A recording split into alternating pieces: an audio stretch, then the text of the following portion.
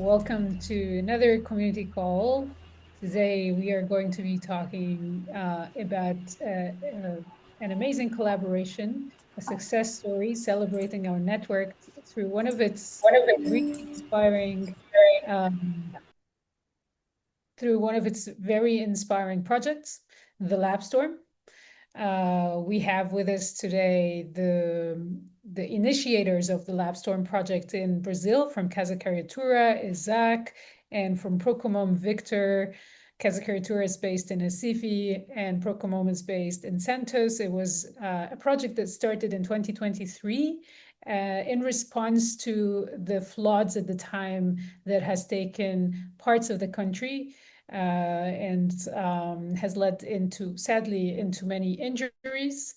In response to that, GIG has taken it upon itself to fundraise with GIG members, with our GIG members, Casa Cariatura and Procomum, to fund for a citizen lab project that was later called the LabStorm. It was a very, very successful project that was concluded sometime in 2024, if I'm not mistaken. And this year, we have learned from another GIG member, our dear Gabe Mercado from Vivita, Philippines, that he has replicated the exact same project on a smaller scale in the design week of Baguio, the city in Philippines where Gabe is based. These are exactly the type of connections and stories that we want to celebrate across our network, and we want to put the highlight on because, for one, it shows value. The kind of connections, the kind of ideas that replicate themselves with no further pushing and advertising are the kind of projects and values and the kind of ideas that we want to highlight so we can build on, replicate across the network. So today's community call is going to be dedicated to that. We want to learn again from Victor and Isac about LabStorm, the initial project that took place in 2023. And then we would love to learn from Gabe about what brought him to replicate this project and how did it go. And then later on, we'll conclude by discussing possible scaling options for other GIG members and other possibilities for moving ahead with this project. We'll start first by a quick introduction of all three of you, and then we'll head into the topic of today. So let's start with Victor. Can you please introduce Hello, yourself? everyone.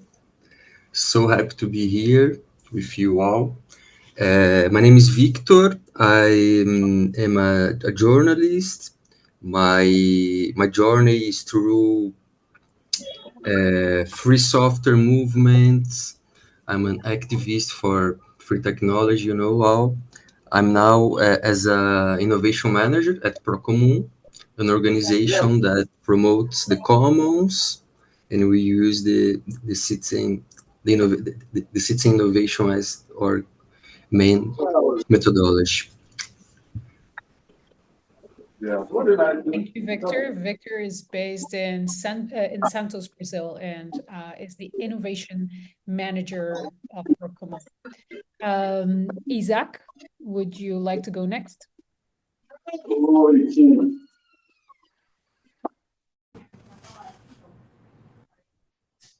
Isaac, sorry, you're muted. Olá, bom dia.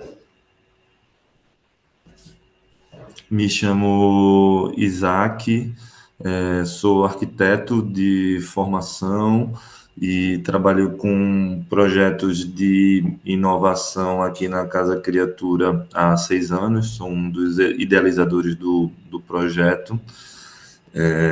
Fico muito feliz com a oportunidade de compartilhar com vocês um dos nossos trabalhos que tiveram maior impacto aqui na região, que foi o LabStorm em parceria com o Lab Procomum, né, que é uma instituição que é muito interessante, que a gente se alegra muito de trabalhar junto. Thank you. And I had wanted to say this, that Ricardo with us today has offered to translate instantly. So please, Ricardo. An architect, all those architects around, and he's super happy sharing what happened in Casa Cariatura in the LabStorm, the project they did together. Nice presentation, I would say. Beautiful. Thank you so much for joining, Isaac. And moving on to our third speaker today, Gabe from the Philippine side of story. Hi everyone, I'm Gabe Mercado. I'm from Baguio City in the northern part of the Philippines, and I run Vivita, Vivistop Baguio. It is a makerspace and an accelerator, but we work with kids as young as 8 to as old as 35. But we really do our best with kids and students.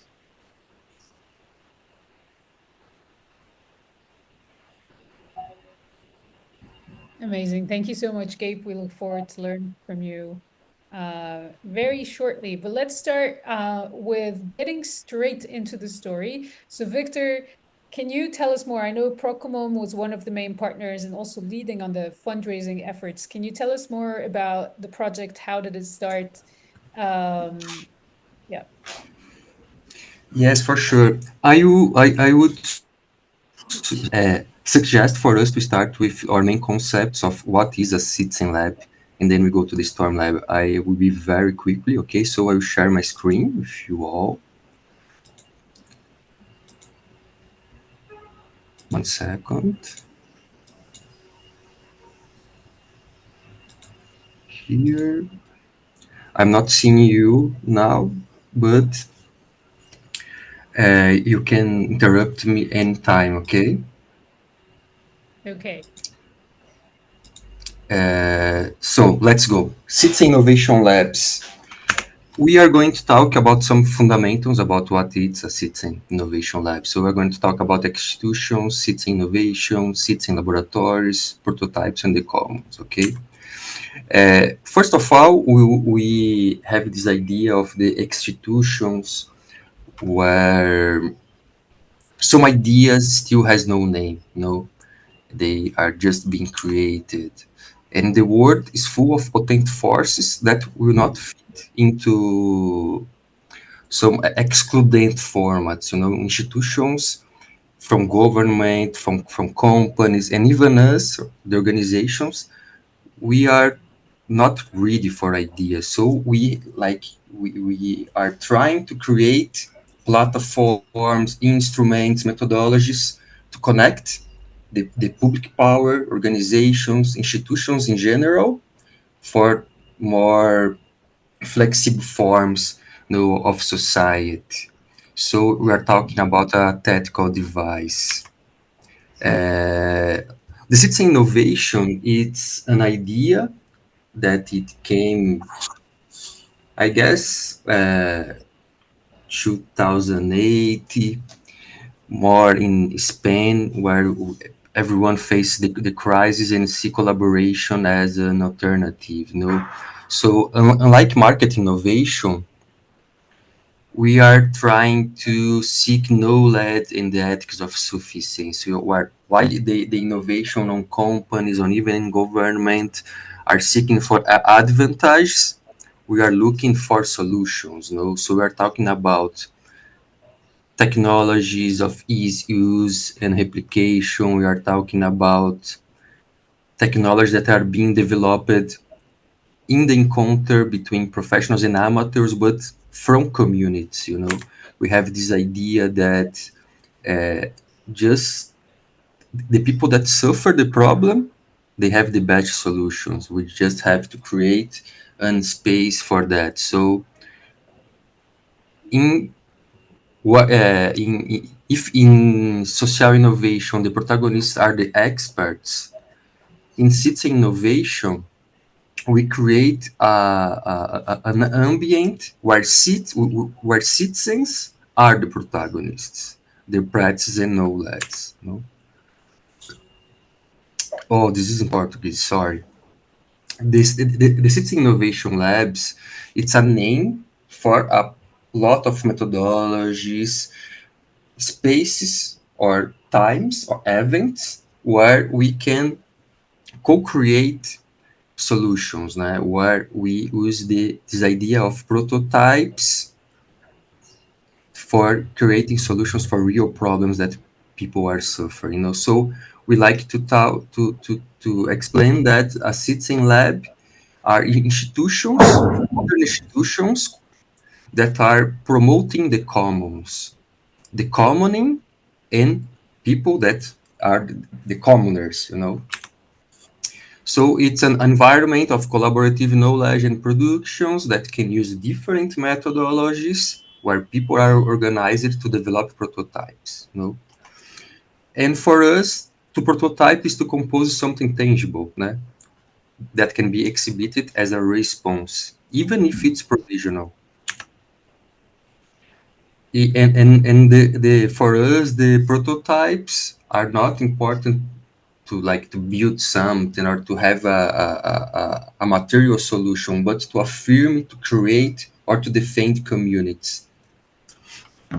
And the prototype is the act for the common good. So we are talking about creating common goods. So a citizen lab is a space for the production of commons. And I really like this idea from Antonio Lafuente from Spain, that every common good only survives from an experimental lab. So everyone who is part of a community know that a community is always reinventing themselves. They're always experimenting something new to keep alive. Here we used the 8 principles of the commons from Eleanor Ostrom, an North American social scientist, where she like, after 40 years studying communities, she make like the 8 aspects of the communities of the commons, and we adapt it for a citizen lab. So we have the action of leaderships, the articulation of community or communities, education and creativity, dynamics of self-care and mutual care, because sometimes we are facing problems that are like so hard for people. So we have to talk about care and mutual care. We're talking about relations with transparency and etc. The circularity of resources, and like we can like share this presentation after. I trying to be very quickly.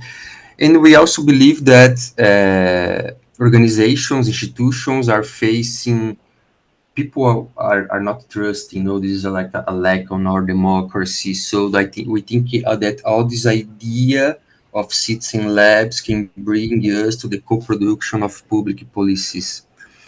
So we can work together with the state and society, giving the society the autonomy for the communities and to share problems and to share solutions together. And this came also from Eleanor Ostrom, this idea of the common pool resources, where citizens can self-govern the commons with the support of public power. So we're not talking about like not believing more on the state, on other organizations, but like to update the software. So we can like share the results of a citizen lab with the government. We can like create policies together. And with all these ideas and in this concept, us at Procomum, we created like a methodology models for citizen labs. And one of them is the Lightning Lab, which was what we used at the LabStorm. It's a model that consists on a single thematic public call.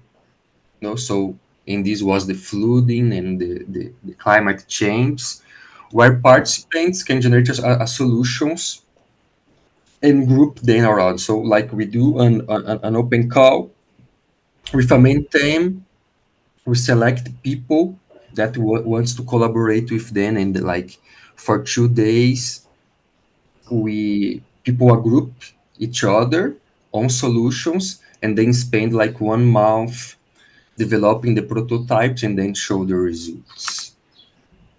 So this some photos of Lab Procomum and etc. And I guess I can finish my presentation.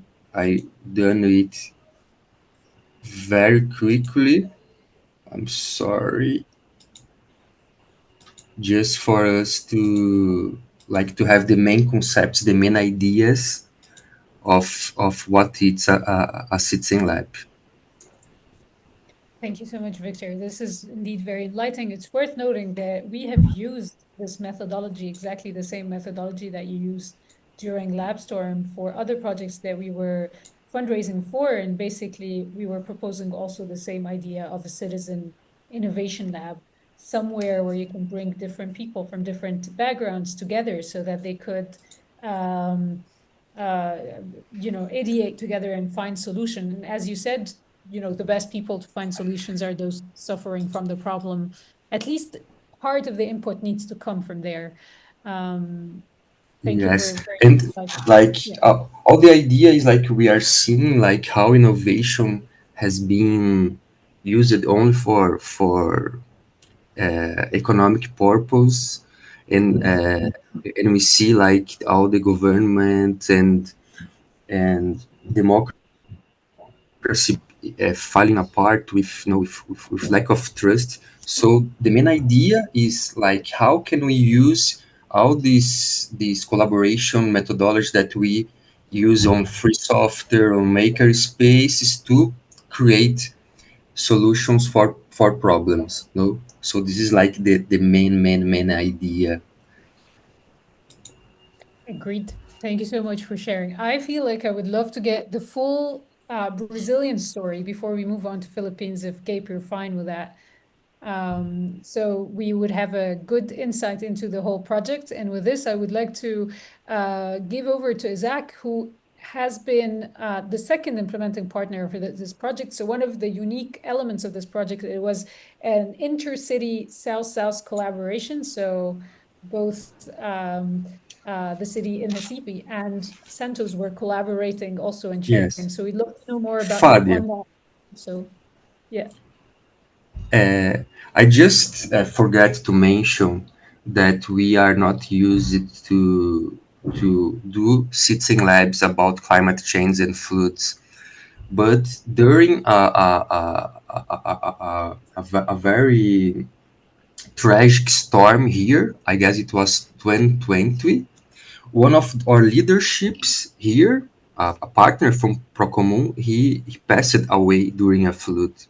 He was trying to save a family, and during a falling of a land, like he passed away. So we were not planning everything. This problem became so strongly for us that we started using the methodology for this theme. So just for sorry for interrupting you, but I think it was important to give this information for all. Thank you for highlighting this. And this altogether puts even more focus on why these citizen labs are important and what they try to solve. Innovation for humanity, for our needs, and not just for the next tech big shot, if I may add. So Isac, we'd love to hear your perspective on the project, but also if you could highlight a little bit more about the cooperation and the role of the collaboration between Casa Cariatura and Procomum. Queria destacar, reforçando essa fala de Vitor, a importância de ter no laboratório pessoas que já trabalham com enfrentamento climático e que sofrem esses impactos da mudança climática na pele. It's important to note that it's extremely necessary to have in the labs people that are suffering the impacts of climate change on their daily lives. Então, esse trabalho, esse Lab Tempestade, como ele aconteceu aqui em Recife, pós um desastre climático que aconteceu em 22, o grande interesse da gente foi, ou talvez o maior trabalho, a maior atenção, foi em como a gente iria juntar essas pessoas, comunidades periféricas, cientistas da universidade, criadores, designers, como a gente ia fazer essa seleção de um jeito justo e que criasse uma mistura potente. So, as the LabStorm happened after the huge disaster of 2022 in Recife, their main concern was to understand how to bring together academics, social scientists, designers, and the vulnerable population to work together and create together. Então, esse foi a primeira etapa, criar uma comunidade, uma rede potente, capaz de desenvolver projetos inovadores. So the first part was to create this strength network of people capable of creating this innovatory process, and then my world, these citizen prototypes, like Victor said. Eu tenho uma apresentação, Luiz, aqui, que posso demonstrar aqui o que é que foi trabalhado, essas equipes, como foram formadas e quais foram os temas. Acha que é o momento? Okay, he has a presentation speaking Portuguese. Oh no, you are reading the subtitles. Excellent. I think we can start showing the video first. What do you think? We can share the video, and then, because the video brings a good idea of what happened. So I'll share my screen here because I have the video. I added the subtitles in English so you can follow the subtitles. It was translated by YouTube, as you know, and LabStorm in Brazil had the Portuguese name, Lab Tempestade, and YouTube sometimes, when try to translate to Stormside. I don't know why, it's YouTube, so let's see. O Lab Tempestade é I think I'm not sharing the sound. I will reshare. No, the sound is working. Oh. It's working. Oh, great. I removed my glasses. Let's go. Stormside.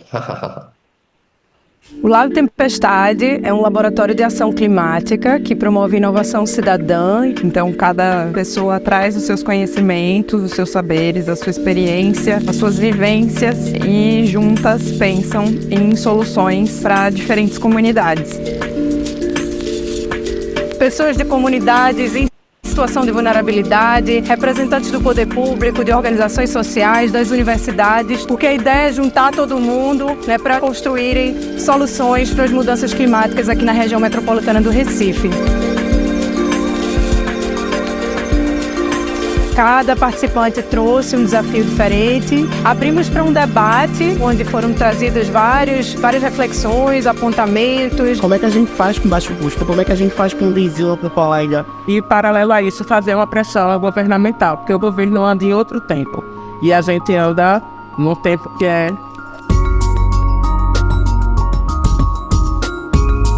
Nós estamos desenvolvendo um método de acolhimento para ativistas pelo clima. E nós existimos para acolher quem está na linha de frente.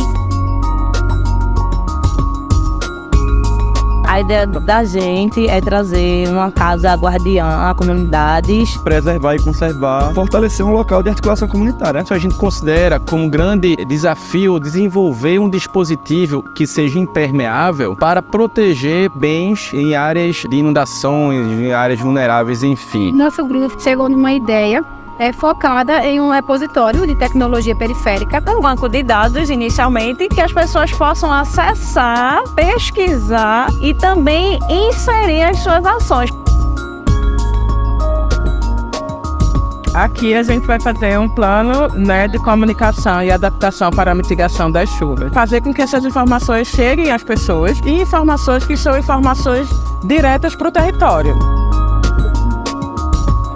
Soluções pensadas, elas não são para um sujeito, para individualidades, elas são pensando em abranger um número grande de pessoas que presenciam na pele os problemas relacionados às questões climáticas.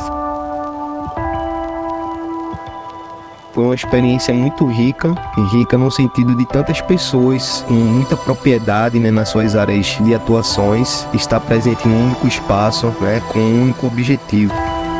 O pessoal está desenvolvendo ideias que sejam replicáveis, ou métodos ou ferramentas para fazer em outros lugares e coisas assim. E aí esse encontro, né, foi exatamente isso, né, juntando todos os ativistas, todas as pessoas de coração bom, para estar ali falando de uma coisa muito maior, né, que perpassa a gente, né, soluções para a nossa cidade como um todo.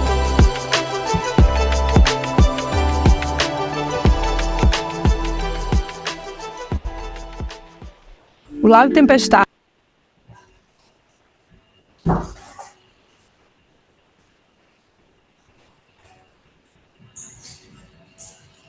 Beautiful. Do you still have something to say about this, Isac? Would you like to add something?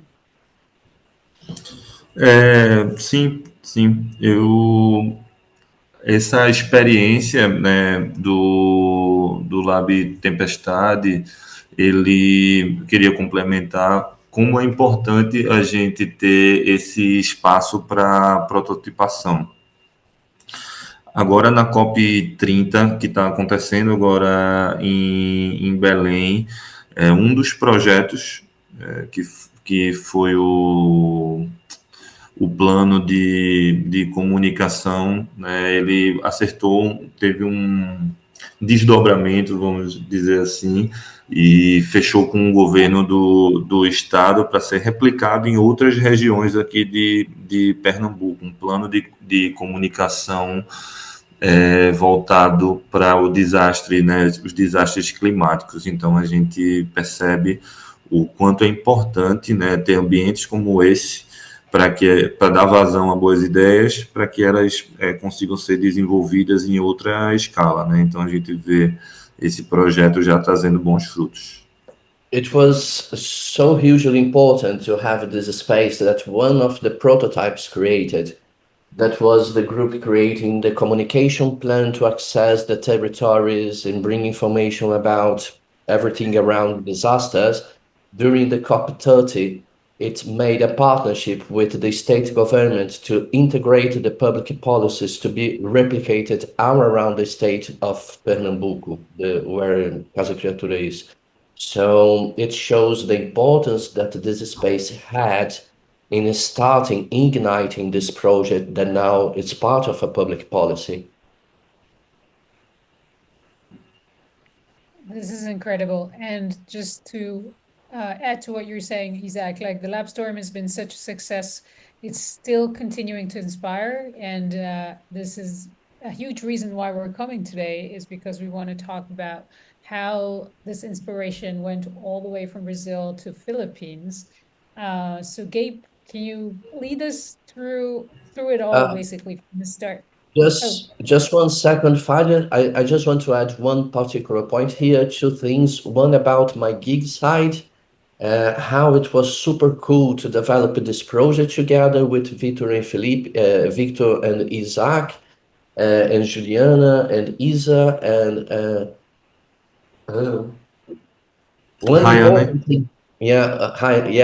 one important thing to notice is that the distance between Santos and Olinda is 2,700 kilometers, the same distance as Lisbon to Berlin.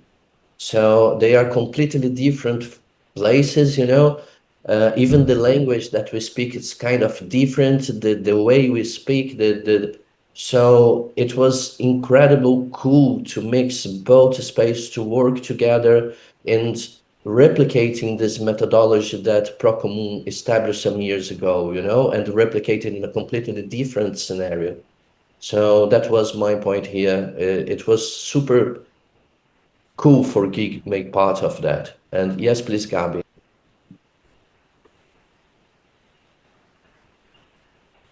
Absolutely. And we're going to get more into this in the later part. We want to talk about how we could take this further and the role of gig in that particularly.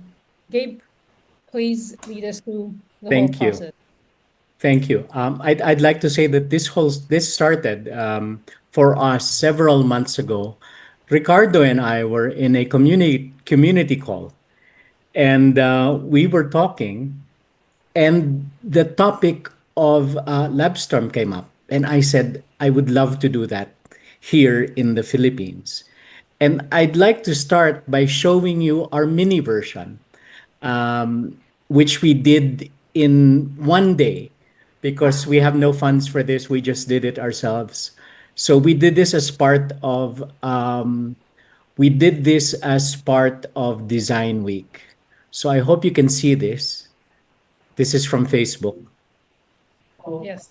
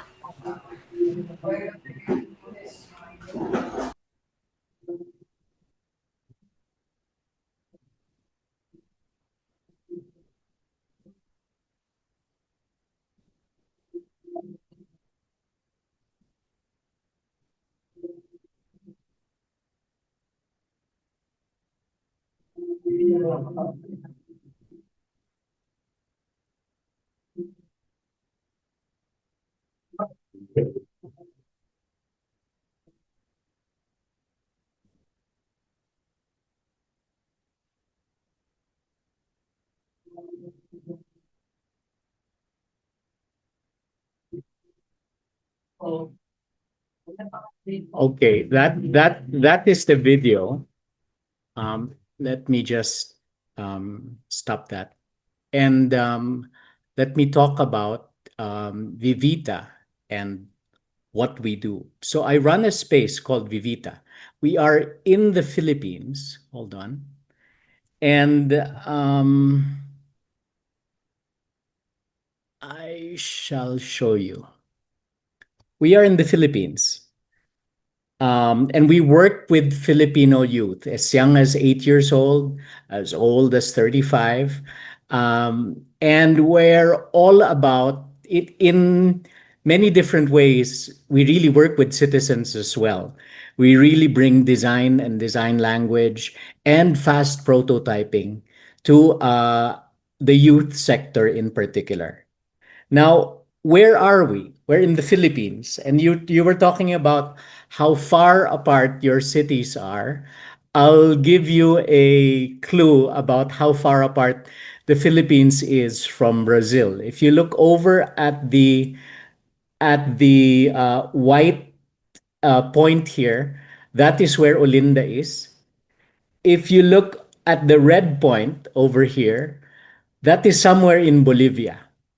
If you drill down through the earth and you come across the other side of the earth, you will be in Baguio City. So this is called an antipode, and you cannot be farther from each other than that. We are very far apart. However, we do share some things in common. This is from the World Risk Index in 2025. The Philippines, once again, as it has in many years, is considered the most disaster-prone country in the world. We have earthquakes, we have floods, we have storms, we have everything.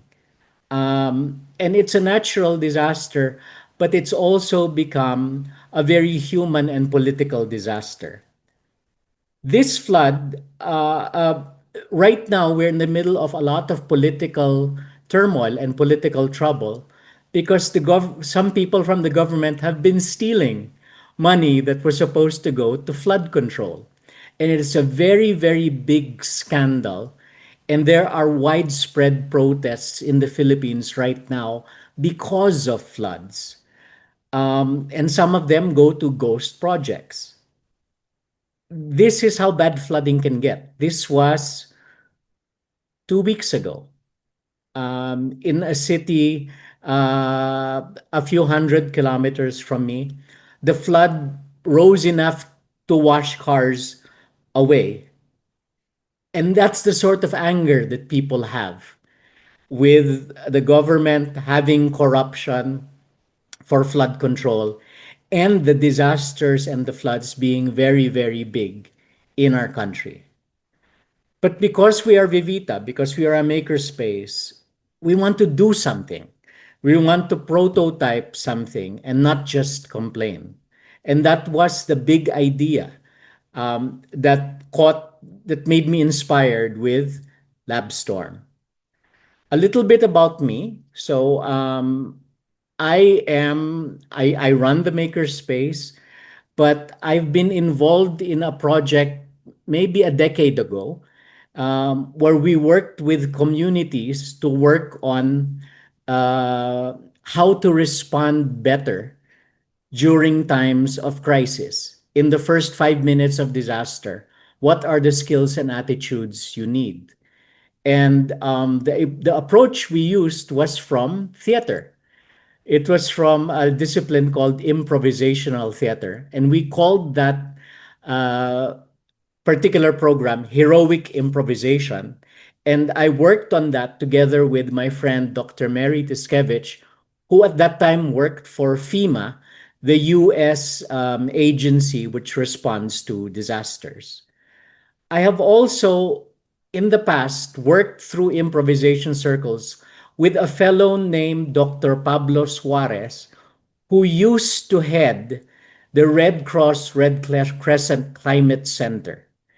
And I worked with him and helped a bit when he developed games that people play that educate people about climate change. So that was my background aside from being in Vivita. And that's why we came up with LabStorm, directly inspired by our Brazilian friends, directly inspired by Ricardo. It was just that. It's the same. I thought south to south, we can do it. And Ricardo shared with me some documents, some videos. But I said, Ricardo, I don't have enough money to run it. But I can run it for one day, and I can run it as part of the activities of Design Week Baguio.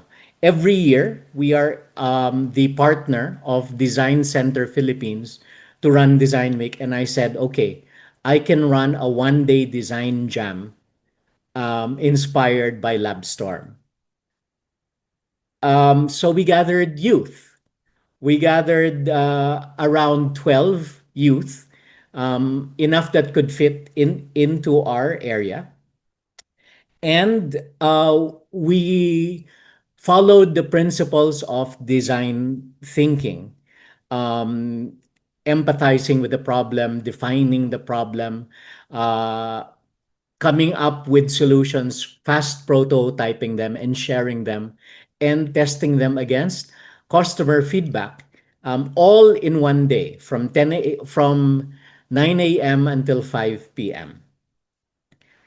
I mentioned earlier that I had a friend named Dr. Pablo Suarez. He used to head the Red Cross Red Crescent Climate Center. I say he used to because sadly he passed away in 2024. But one of his best contributions was Climate Center Games.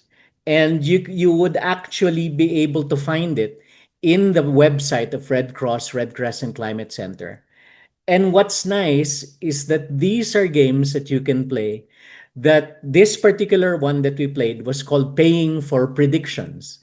And this simulates the decisions that policymakers make when they allocate resources when they're preparing for natural disasters. So that's why you had the video earlier of people playing with dice and allocating resources. But he has a lot of games there. And I find that that is a great way to get people involved, to talk about issues like allocating resources and climate change. So that's one resource that we had. Another resource that we had was this fellow. His name is Rick Saturay, and he is a geologist. And I asked him to talk about his frustrations with the way weather hazards are communicated to citizens. And he talked passionately about it, how weather hazards are communicated usually in scientific language that doesn't mean anything to citizens because it's wrapped up too much in science language. So he talked about that, and we decided to focus on that as our when we were making design solutions for that problem on how to make it happen more, on how to make solutions more. There were some prototypes, wireframes made about an app to communicate, for example, how weather, the rainwater level translates to actual street level in particular streets in the city of Baguio. There was one that drew a drawing of a community communication system for towns that do not have internet, that do not have radio, and it can be connected by low energy Bluetooth, so that we can communicate better because the radio and internet infrastructure in some towns are not there. So overall, we got youth to think about it. And for me, what was important is to show that, hey, we can do it on our own resources, etc. We'd like to do it the way you did it in Brazil. And I'm going to be looking for funding within the Philippines, outside of the Philippines, to do a version that is more like that will adhere more to the original spirit, involve more people, not just the youth. There are also many indigenous people in our region, and we would like to see them in this and really make it a truly citizen level laboratory project as well. So I mentioned some links. My organization is called Vivita. That's our website. I mentioned what we did before. It's called Heroic Improv, using improv theater skills to respond to disaster. And then you can look at climatecenter.org for climate education games. And it would be great if you use them. They're free for everyone to use. And it would be a great way to honor my friend who made them, the late Dr. Pablo Suarez. Wow. There you So go. beautiful. I have to say it's moments like this that are very, very rewarding for our team. And I bet Ricardo feels it even more because Ricardo actually worked closely with the original LabStorm in fundraising for it, and it was not easy. Thank you so much for sharing all of you. This has been very, very inspiring. I know the time is ticking, so I would love to open up the floor now to our audience, and maybe go from there into possible ways to move forward with the LabStorm. Any questions so far from our audience?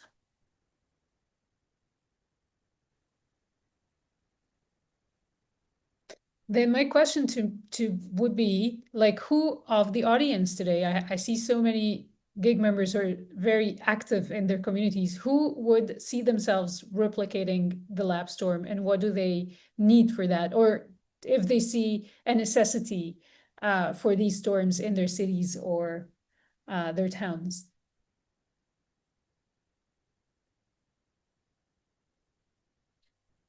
And I have to add that not... Oh, sorry. Please, not necessarily just storms, because it's climate change lab. Sometimes you have the issue of a draw or things like this. Please, Chris. Hi there.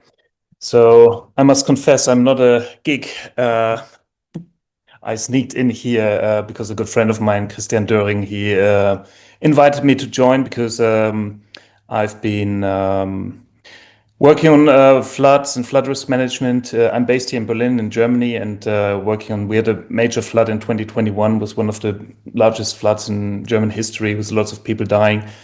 And then there was a flood in the southern parts of Brazil, in Rio Grande do Sul last year. And I've got a good friend who lived there for a long time, and so we initiated this project about an exchange of experience between the two of the worst affected cities from Germany and from Brazil. So it was really on the basis of these two cities. And that's why Chris, my friend, thought this might be interesting exchange. And I must say that both the Brazilian project and in the Philippines sounds really interesting. So just to come to my question, I was wondering how you got to know about these experiences in one place and the other, because I don't know the gig community really. So do you have like a online portfolio and you've got a challenge somewhere and you would just go and search for other people to join, or like how does it work? Maybe I think it wasn't explicitly said like how Isac and Gabi and Victor and Ricardo got in touch with each other. Very good question. Sorry, go ahead, Ricardo. Yeah, please. I think I can answer this one because three different parts. So we have this online community that usually connect every month, to share experience in different topics. But also in the offline world, I would say I'm kind of very connected both with Procomum and Casa Cariatura as spaces. And when we had the issue of the flood in Recife, it was Georgia from Procomum. They were starting to organize the methods for the citizen social labs, So they had already created a similar climate change lab in Procomum in a smaller scale to test the methodology. And then I bring to the topic of Vitor, look, Casa Cariatura wants to create some similar in Recife because of the issues there, and I think we can try through gig fundraise for that. And Gabi came in later, just like he said, we had one of these community calls and LabStorm came to the topic and said, man, I need this here. But before Gabi, and then once I called it to Isac and to Victor and start to understand, we said, okay, how can we fund that? And then we got some funds through the Nord-Süd-Brücken in Germany, I think you know. And that was particular important in different ways. It was like the first time we were relating with the Nord-Süd-Brücken to create a project outside Berlin, because we had some projects inside Germany already with Nord-Süd-Brücken, but it was the first time we used it to make a project outside Germany. And just like Father said, it was a knowledge experience, to learn how to deal at the same time with two institutions in Brazil, one institution in Germany and one funder in Germany, and how to make ourselves smoothly. And at this moment now, after what Gabi shared, I think it's again a place that we can go to Nord-Süd-Brücken and said, look, we have more requests, we need to replicate it more, because Nord-Süd-Brücken works in this way. We as a German institution, we can't go there and say we have an idea. They want to have some project growing in the ground.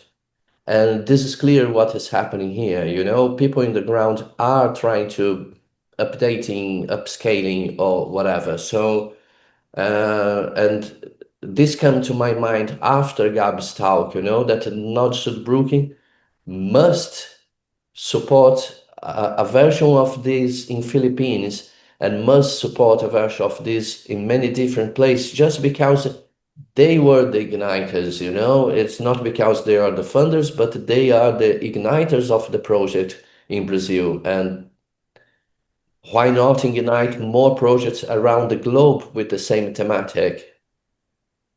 Yes, Victor. Thank you. Thank you, Ruiz, for the answer, and Chris for the question. I just want to add that documentation is like a main part of the Citizen Innovation Lab. So the most we document our projects, the labs, and the prototypes, easily they can get replicated.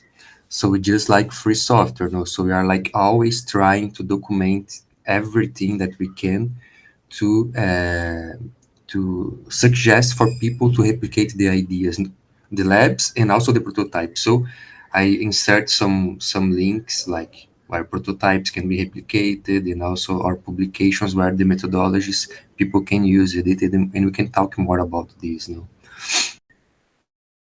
I want to wear the operational hat as usual. And actually, yes, this has been a conversation that we've had at GIG for a while. We think that the LabStorm is one of those projects. And as you said, it could be climate lab, it could be anything. It doesn't have to be the case of crisis, but the case of climate change in general. I think it's one of the projects that easily stand for itself, really. You don't need a lot of work to prove how successful and how needed it is and important. And we've already have now several examples that are successful. So I would suggest we continue this in a serious, like we organize ourselves differently. And as you said, Ricardo, maybe first thing we can do as GIG is to approach Noordpolen again and ask if this is something they would be willing to further fund. And if we can take this on a bigger scale, I would say not only Philippines, but maybe even deciding on a network of different spaces in different parts of the world who share that need for these labs and start on the process. I mean, with experience from Victor and Isac and the teams of their organizations, I think we could easily draw up a very successful proposal for this. Kristen, I want to go back to you. How would you like to be involved? What is your reflections like? You mentioned that you have done a similar project between Germany and the floods that happened in Germany and Brazil. Yeah, I mean, I was just like having a quick look at this Nord-Süd-Brücken website, and I saw on their website Engagement Global, which is basically the funder which funded the project that I was involved in. I mean, it came about like really bottom up from like having worked in this area in Germany that was affected with a lot of cities. I worked for the German Institute of Urban Affairs before, and was involved in the project there for 4 years. And when the flood in Brazil happened, it was like, well, you know, there's so much experience already in Germany. A lot of things went wrong. You know, there's some experiences gained, like how to share that. And I'm still trying to wrap my head around like how you're working, but I would definitely find it. I thought that was one of the most interesting and fun projects I've ever been involved in, because I mean, I'm a researcher. My background is like in environmental and social sciences, and you know, we often have got projects where you then add like a case study on top, and then like, you know, doing research. But this was like cities that had just gone through like a major catastrophe, and there was a big demand on like the population and communities to like change something on the ground. And so it was really hands-on and really sharing like you know, first-hand experiences. And I think that's something you're touching upon as well, but like in a different context with these kind of like lab approaches also. I can't remember, maybe Victor was the person that somebody mentioned like the documentation part. You know, I wonder, there's so much stuff also happening, like good innovative stuff, which doesn't get out there. And there's like this general mood, sorry when I'm rambling, but like, you know, there's like doomsday, gloom. And I was wondering, so that would be another question, or like what I would find interesting to get involved in is like, you know, to see these islands of innovation where things are happening, you know, and like then connecting the dots, because it happened here and it's happened somehow a little bit in a serendipity, but how to make that happen and maybe think through like not a protocol, or not, you cannot really come up with a blueprint, but I mean, you need to think through like some basic steps in terms of like, you know, where to get the funding from to like initiate it or like keep it going, etc. And like think through like what are some of these steps that like are crucial always, you know, and then like how to bring these ingredients together, so to speak. Because even so, Brazil and Germany, these experiences in the flooding were so different, but it was still, when the mayors sat together and they talked about it, you know, it was like amazing how much there's an overlap. So I think there's a lot of like room for like this co-learning, co-creation. Yeah. I And agree. Yeah, sorry. sorry, just adding to that, Fad, is that how to keep it, Christian, because normally the flood or climate disasters actions just happen after the disaster, you know, but we know it's going to happen again. Summer is coming to Brazil. We know it's going to happen in Recife again, like in the beginning of next year. The same in Rio Grande do Sul and the same beginning of winter in Germany, you know. So how can we keep it in a rolling basis so the learnings from the last experience can better support the population in the future to come, you know? Actually, I have so much to say about this because at GIG, we're also now joining another proposal writing for Erasmus Plus that will go around exactly the point that Ricardo's talking, which is like preparing for the next crisis. And as you, Christian, said, it is like, it does feel like preparing for the doomsday mood that we're in, but it is the reality that we're in.